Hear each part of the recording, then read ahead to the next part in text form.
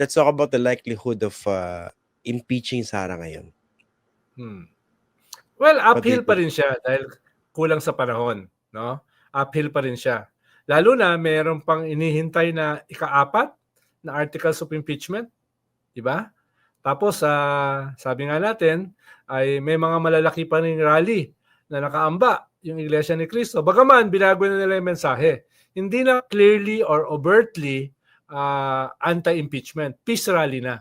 Peace rally na. Pero yung mga tipo naman ng ating host, medyo hindi naman basta-basta naniniwala na nagbabago yung mensahe. Wala naman ako pag sinabing peace rally, di peace rally. Oo. At para magkaroon ng kapayapaan, itigil na yung impeachment. Ganon. Pwedeng ganon, di ba? Pwedeng ganon yung argumento. Oo. Parang yung argumento nila, Harry Roque, no? Para magkaroon ng kapayapaan, isuko na natin yung West Philippine Sea sa China, di ba? Pwedeng ganon, di ba? Kapayapaan pa rin, pero nasa ilalim yung kataksilan at katraidoran. Diba? Tama rin yun. Pero, kaya yung mga nakikinig, huwag sila basta-basta naniniwala. Hindi ko naman sinasabi na huwag paniwalaan. Sinasabi ko lang, medyo condemn. Kaya hindi yung skepticism ng host. Pero bumalik ba yung momentum nitong impeachment na ayon sa ilan, nawala raw? Well, medyo bumagal dahil nga nabago yung kwento, nabago yung narrative, lalo na sa social media.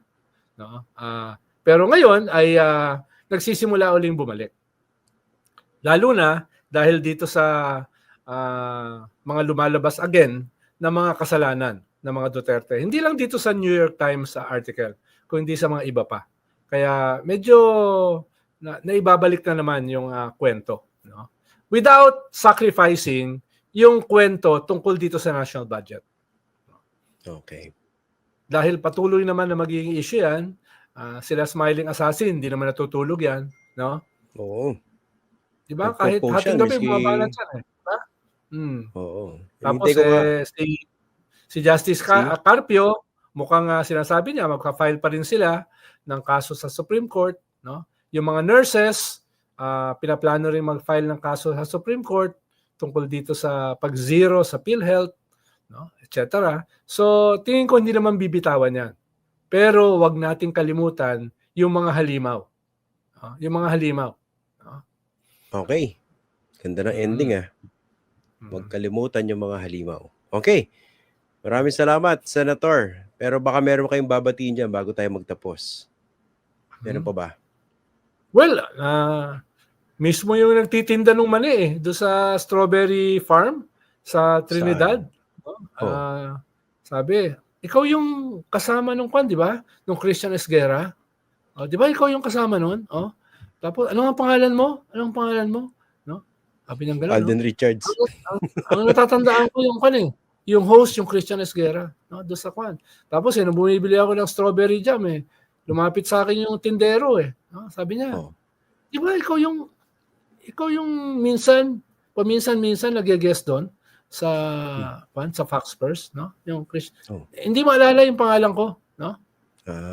Ganun ba? Pero nung naglalakad ako, may sumisigaw. May sumisigaw sa akin. Padre Llamaso, no? May sumisigaw. Wala ba sumigaw na Atom? Wala pa. Atom ang. Wala ba sumigaw na Atom? Yung bunso ko lang, nalaska ako ng Atom ang. Yung bunso ko lang. Dahil yung bunso ko, walang kabilib-bilib sa akin. Bunso pa no? Okay.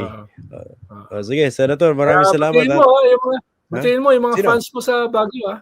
Yung mga tindero, no? Yung mga nandun sa farm, strawberry farm, no? Batiin mo sila. Baka nanonood sila ngayon. Dahil binabati po natin yung mga fans ni Father Llamaso dyan sa Baguio. Salamat po sa pagtsatsagaan nyo dito sa walang kakwenta-kwentang usapan namin minsan. Pati si Mayor Magalong, no? Lagi kang pinapanood, no? Si Sel, no? Yung kambal na pinapanood ka, nag-aabang kanina. Sabi niya, excited na sila. Sabi ko, ba't kayo excited? Okay. No? Hi, Sel. Si Mayor Oo, Magalong, mm. guest ko rin bukas.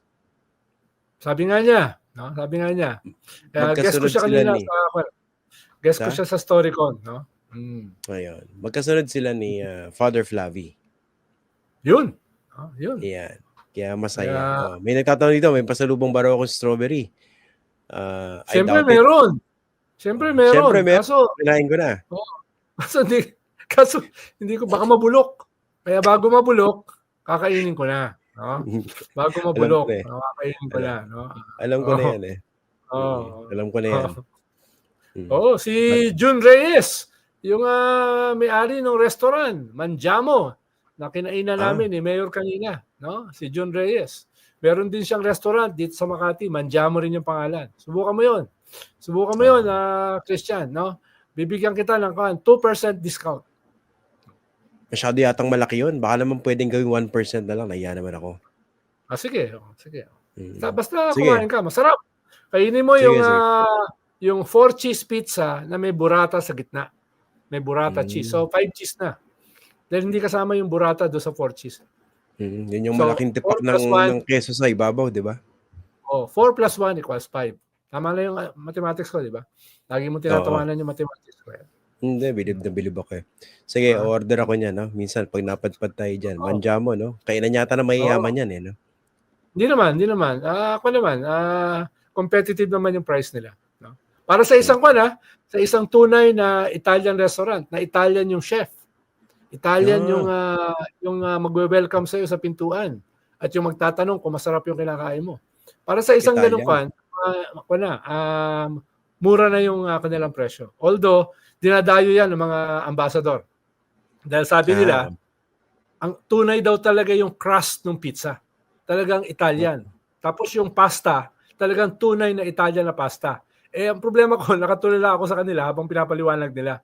Dahil hindi ko alam yung difference ng Jollibee pasta, no? Greenwich pasta. Makabalatan na naman ako ni Tokayong Ronnie Holmes. Greenwich pasta at yung tunay na Italian pasta.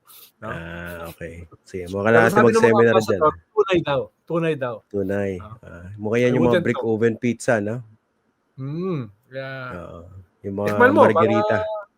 Para makakuha ka naman. Madampihan ka ng mga tunay na Italiano. Para mamantikaan ng tunay na Italianong pizza ang ating mga labi. Sige. Tapos yung wine nila, masarap, pero mura lang.